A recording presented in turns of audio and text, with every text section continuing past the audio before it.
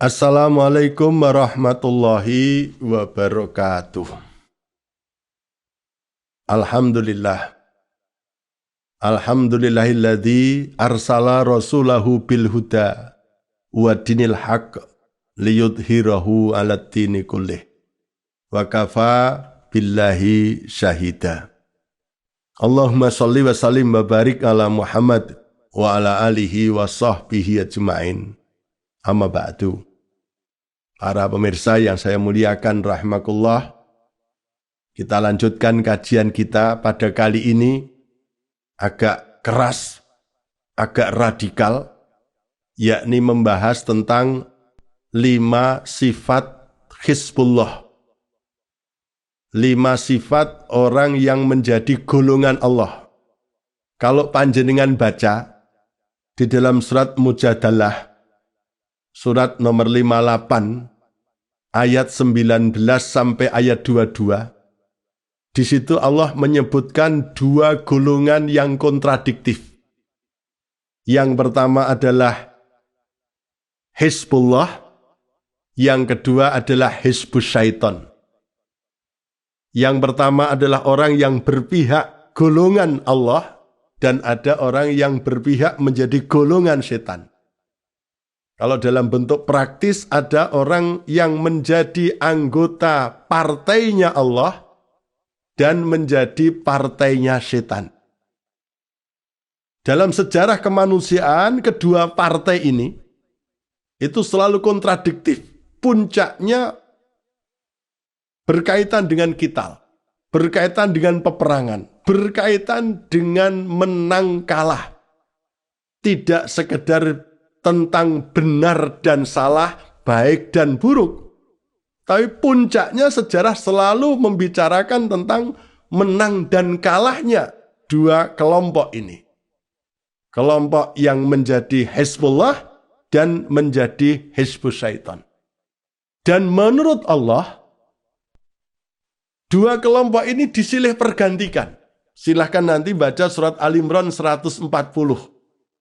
Allah menyilih pergantikan, kadang-kadang sejarah ini dikuasai oleh orang-orang yang berpihak kepada Allah. Tetapi juga bisa sejarah ini dikuasai oleh orang-orang yang berpihak kepada setan.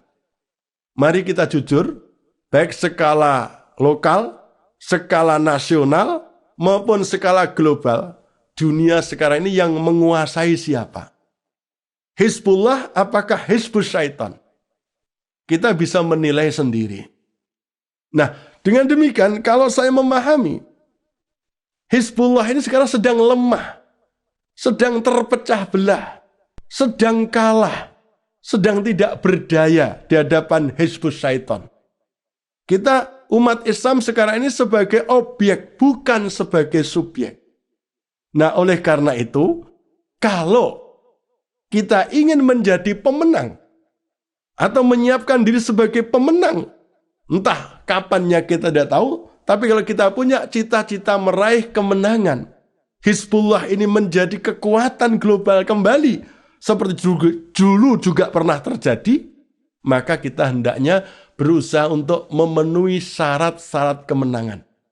Dan kayaknya 5 syarat kemenangan yang disebutkan di dalam surat Al-Maidah ayat 54 sampai ayat 56, itu sekarang belum ada yang terpenuhi. Singkat-singkat saja, yang pertama apa? Syarat kemenangan itu, yuhibbuhum wa yuhibbunah. Allah cinta kepada mereka dan mereka pun mencintai Allah. Jadi syarat kemenangan pertama kalau umat Islam itu sudah memiliki salimul akidah, akidah yang selamat, iman yang kokoh, yang bebas dari segala bentuk kesyirikan. Sehingga orang yang beriman adalah disebutkan tadi, yuhibbuhum wa yuhibbunah. Allah cinta kepada mereka dan mereka pun mencintai Allah. Walladzina amanu asyaddu hubbalillah. Dan orang-orang yang beriman amat sangat cintanya kepada Allah. Itu yang pertama. Jadi, kalau kita ingin membenahi umat ini, adalah benahilah akidahnya dulu. Imannya dulu. Yang kedua, setelah iman yang bersih, iman yang benar, bebas dari kesyirikan, syarat kemenangan yang kedua apa? Adzillatin alal mu'minina, aizzatin alal kafirin. Bersikap lemah lembut kepada sesama mukmin dan bersikap keras kepada orang-orang kafir. Memahami tentang garis demarkasi, siapa kawan dan siapa lawan. Bagaimana bersikap kepada kawan dan bagaimana bersikap kepada lawan. Prakteknya sekarang banyak umat Islam, kawan menjadi lawan, lawan menjadi kawan. Sehingga kadang kita bingung, siapa teman kita, siapa musuh kita. Kita takut dicap radikal, dicap teroris, intoleran. Padahal kita punya kesadaran, siapapun yang menuduh pun juga punya kesadaran garis demarkasi. Siapa kawan dan siapa lawan. Yang ketiga, syarat untuk meraih kemenangan itu adalah yujahiduna fi sabilillah. Mereka senantiasa berjihad di jalan Allah, berjuang di jalan Allah. Kalau dalam situasi aman, ya berjuang dalam bentuk meningkatkan pendidikan, ekonomi, dan seterusnya. Tetapi perjuangan dalam bentuk peperangan bisa jadi suatu saat akan terjadi namanya qital. Tapi yang jelas semangat jihad jangan sampai hilang, apalagi padam dari kaum muslimin. Kalau kaum muslimin menyadari peran sejarahnya dan menyadari punya kelompok tadi berpihak kepada Allah dan ingin menang. Yang keempat, syarat kemenangan adalah wala yakhafuna laumata laim, dan tidak takut dicela dari orang-orang yang suka mencela. Ishhadu bi anna muslimun. Saksikanlah bahwa saya adalah orang Islam. Jangan ada rasa minder, rasa takut, rasa rendah diri ketika berhadapan dengan orang lain. Kita jangan takut dengan ungkapan-ungkapan yang mendiskreditkan kita, membuli kita. Karena kita yang benar, kita yang unggul. Al-Islamu ya'lu wa la yu'la alaih. Islam itu di atas dan tidak ada yang bisa mengatasi. Kenapa kita malu berislam sebagai seorang muslim? Dan yang terakhir, yang kelima, syarat kemenangan itu adalah ketika kita punya loyalitas, punya kesetiaan, punya wala secara syar'i.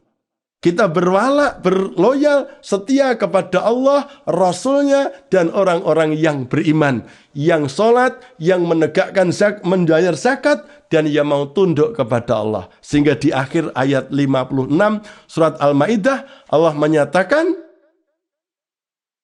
fa inna hizballahi humul ghalibun. Maka sesungguhnya partai Allah itulah yang pasti akan menang.